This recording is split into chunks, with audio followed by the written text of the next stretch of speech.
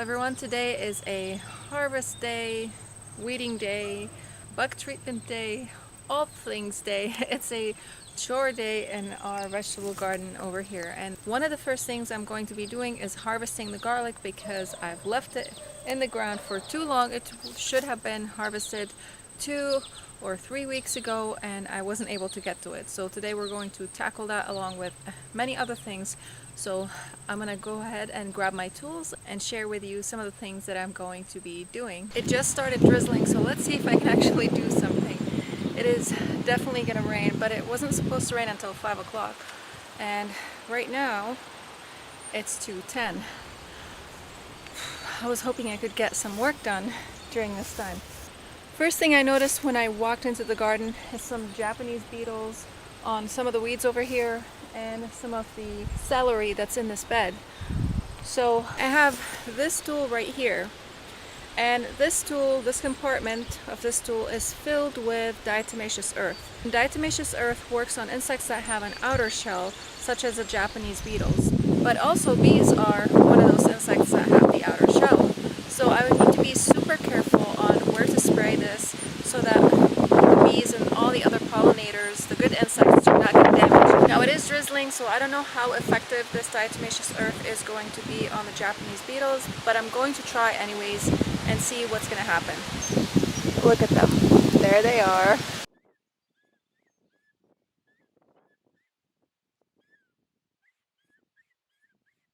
I also noticed some Japanese beetles on this celery over here, so I'm going to put some diatomaceous earth on it, underneath the leaves.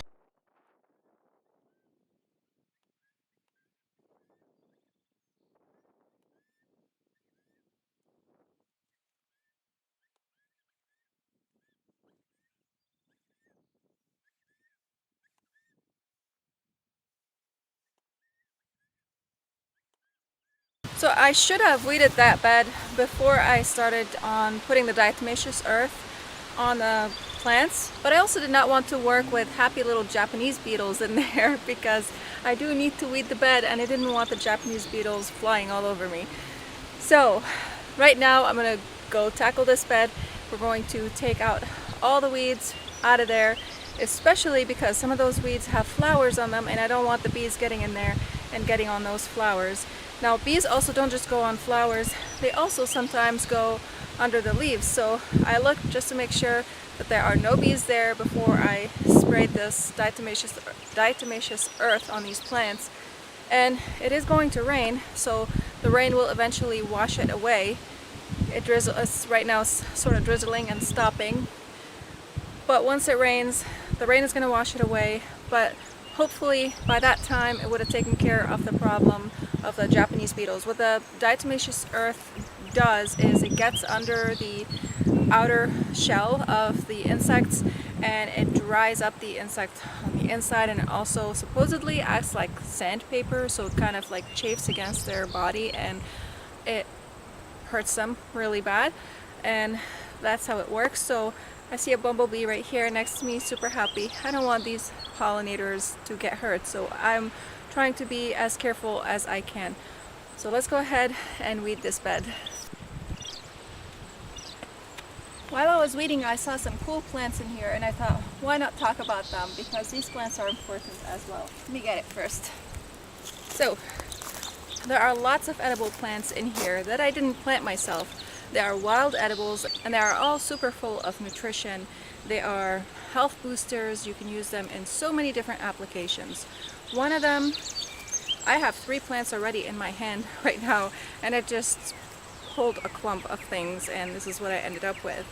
So this right here, this is called plantain. And you could use this for salads, you could use the whole plant, you could use the seed heads, you could make bread out of it, you'd use the leaves for salads, you could, I think, not exactly sure, but I think you could also make like a, what's it called, like a salve or a pulpus out of the leaves as well. You could also use the roots. This whole plant is edible. So if I wanted to, I could keep this and use it as an edible plant. But right now, I do not want to. I suppose I could because I don't have any lettuce planted and I could save some of these to use for salads since I don't have any leafy greens at this moment. But this plant isn't looking super healthy. I will probably leave others that are looking better.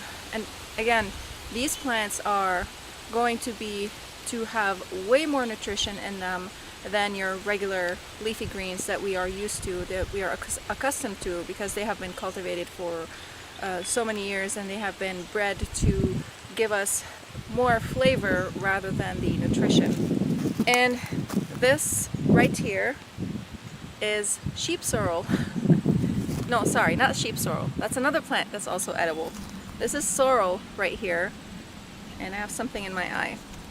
And it has leaves like clover and it produces yellow flowers, and this plant is also edible. I'm not sure if the roots of this plant are also edible, but this plant is high in oxalic acid, if I'm pronouncing that correctly. Which means, just like spinach is also high in oxalic acid and other food that we typically eat in salads and stuff like that. So the idea that it is high in oxalic acid is just so that you can be mindful of that when you are using it for food, because plants that are high in oxalic acid can cause kidney stones and other issues if you consume too much of them. One way to decrease the effects of the oxalic acid is to cook the plant if you suffer from kidney stones. So that's one super plant also here. And I'm not bringing the plants close to you guys because I do want you to do the research on them, because you shouldn't just grab a plant and take it and eat it, because there are many lookalikes that are extremely poisonous. They look exactly like the plants, not exactly, but very similar to the edible plants, but they are extremely poisonous. And this one right here is purslane, and I grew up eating this plant. I also grew up eating the sorrel plant, but it looked very different in the region where I grew up in. It produces these long shoots, and they were super sour, and they were a favorite for us kids. We would all be looking around for them in all the yards, and we would dip them in salt and eat them. Oh, it was so good. And when I came here and I didn't see them in the United States, I was very disappointed because they were one of my favorite treats. And so this plant right here, this is super beneficial plant also, the purslane, and this whole plant could be eaten. I'm not sure about the roots, but everything, the stems, the leaves, everything in here can be consumed, and we add it in salads, you could cook it, you could do all sorts of things with this plant. So even if you didn't plant something, nature itself will plant something for you, and things that are even way more beneficial than you would. So I'm going to actually keep a lot of the purslane in here because we do eat it. I put it in salads and all sorts of things. That I will keep. The sheep sorrel, I keep calling it sheep sorrel, the sorrel I will be taking out of here because it does have flowers on it, and I put the diatomaceous earth in this bed. And I also don't want it to be multiplying too much in here, and I don't really use it. I could, I suppose, but maybe I should, but I don't use it. So I'm going to take it out of here, and I'm going to leave the purslane in here, and any other weeds that I should be taking out of here I'll also be taking out. So here's a good example of what I was talking about, of knowing your plants before you consume them. This plant right here looks like purslane. This is purslane, not purslane. I don't know the name of this plant, but this is extremely poisonous, and this is extremely beneficial. They look very much alike. If I put them close, I mean, I know what is what, but one time my son was about to eat this plant, and I stopped him right before he put it in his mouth, because he did not realize that this was poisonous. I did point it out to him before, but he forgot. So it's super important to know what you are putting in your mouth, and I told my kids, don't put anything in your mouth that you don't know what it is. Please show me before you put it in your mouth. Before you eat it, show me what it is so that I can make sure that you are not putting something poisonous in your mouth.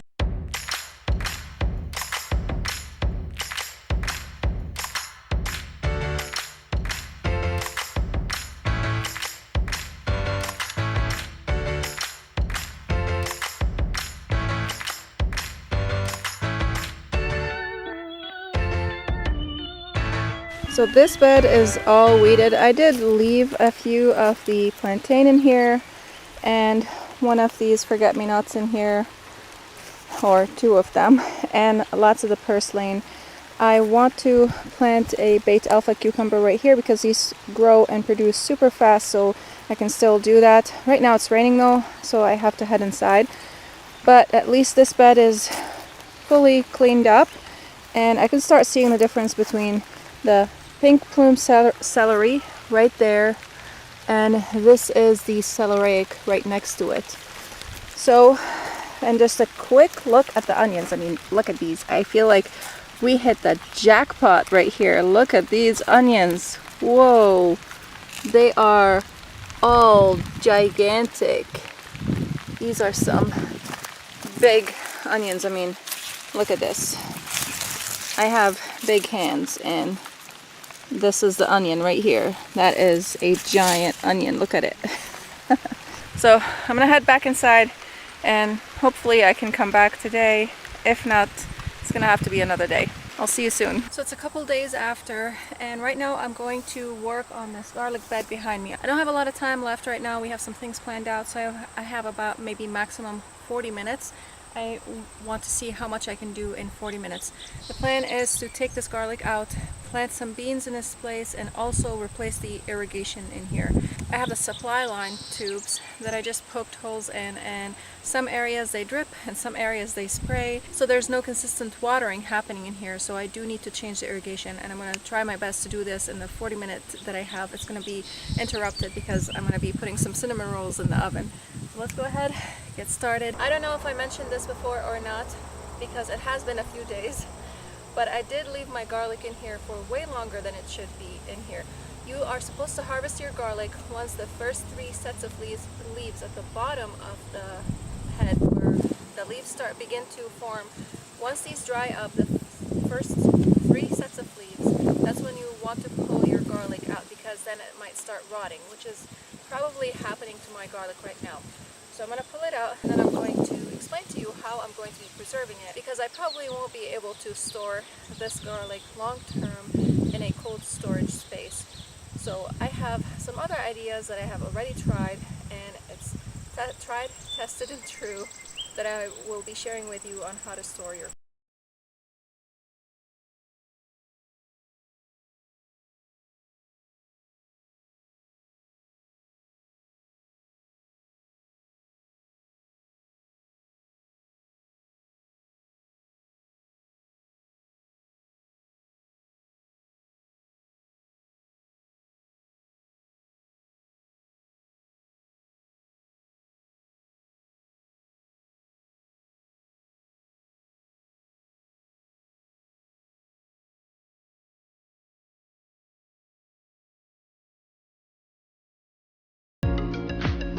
My alarm rang. I need to go inside and put the cinnamon rolls in the oven. This is how much I got so far. I did, I would say, about half the bed. And it's kind of like a treasure hunt because it's like you're digging potatoes, because all the tops died back, and if I tried to pull on the tops, they would just come off and the bulb would stay under the soil. So now they are full of dirt. If you harvested your garlic at the right time and you were to store them as they are right now, what you want to do is you want to let them cure by putting them on a surface that is aerated, maybe even a piece of cardboard, and a place that's sheltered and kind of warm temperature, warmish, but you don't want it to be in the sun. And you're going to let them cure for about 2 weeks or so until their outer shells harden off, and then you can kind of brush the dirt off of them gently, and you can cut the tops back to about half an inch or so from the garlic head and store them that way in an aerated basket or something like that. Or you can leave the tops and braid the garlic and hang them in on your pantry shelf that way, and I did that last year and it worked perfectly. And I've also stored them in just a basket, and that worked perfectly as well. I'm gonna go inside, put the cinnamon rolls in the oven, and I'll get back here. I probably won't be able to do irrigation today, but at least I would be able to get the garlic out. So the garlic from this whole bed is pulled out, and the bed is weeded inside and out. I got a full basket of garlic. Oops, there's one right here. But I got really big heads from this harvest. If I were to harvest them a lot earlier, I would have been way better off, but look at these massive heads. Now, of course, they're not all huge, but man, some of them are just gigantic. And unfortunately, the splitting that's happening over here is because they were left in the ground for too long. So that's what starts happening. And I ended up with a lot of loose garlic like this, so I was hunting for them as well. And but overall, I think it's a very good harvest. So I don't have much time left. What I will be doing with this garlic is I'm going to wash it, peel it while it's still fresh, and store it in the freezer. I put it in Ziploc bags, and I just put it in the freezer, and whenever I'm ready to use it, I take however many cloves of garlic I need, and I chop them up or smash them, whatever the application is, and I use them in my dishes as if I were using fresh garlic. And the flavor is amazing. It's as if I am using fresh garlic. There's no difference whatsoever in the flavor. Now, of course, if you take it out of the freezer and let it thaw, it's going to get a little mushy, but I generally do not let it thaw. I maybe let it thaw for like a minute maximum, just to make it easier to chop, and that's it.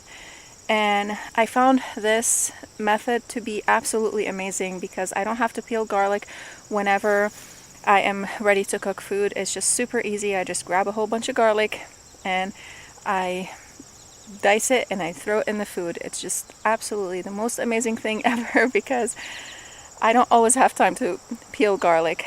The way how I peel garlic, if it were cured and the peels on them dried up, what I do is I put a whole bunch of garlic in a Ziploc bag, and I take a rolling pin and I just roll the rolling pin on it with some force, and I may take the rolling pin and just beat the garlic a little bit, and that causes the peels to come off the garlic, and it would be super easy to just peel the garlic after that. And the ones that did their and the garlic that their peels did not come off super easy off of them, I leave them in the bag and I repeat the same process, and it's just super easy to peel a whole bunch of garlic this way. Now, peeling fresh garlic is so much easier. You can just peel it right away. The peels come off super quickly. I don't know though, I've never stored fresh garlic, so I don't know if I should cure it because the flavor might be a little bit stronger when it's cured. Maybe I should do that, but I'm afraid that they might rot because they are on the verge of rotting. So I'm probably just gonna, never mind, I'll just store them fresh. I'll clean them, put them in the Ziploc bags and store them fresh. And I don't have much time left right now. All I have time left to do is just to put some chicken manure in here, in this bed, as fertilizer, and put my stuff away, and that's it. So I'll see you again next time in another video. I hope you guys enjoyed this video. I hope it was educational. I hope you learned something new. And if you are new here and you haven't subscribed yet, please hit that subscribe button and notification bell to receive notifications of whenever I upload new videos. And if you like this video, please hit the like button so that more people can see it on YouTube. I'll be leaving a video for you right here so that you can go ahead and enjoy it. Until next time, thank you guys so much for watching, and I'll see you in the next video.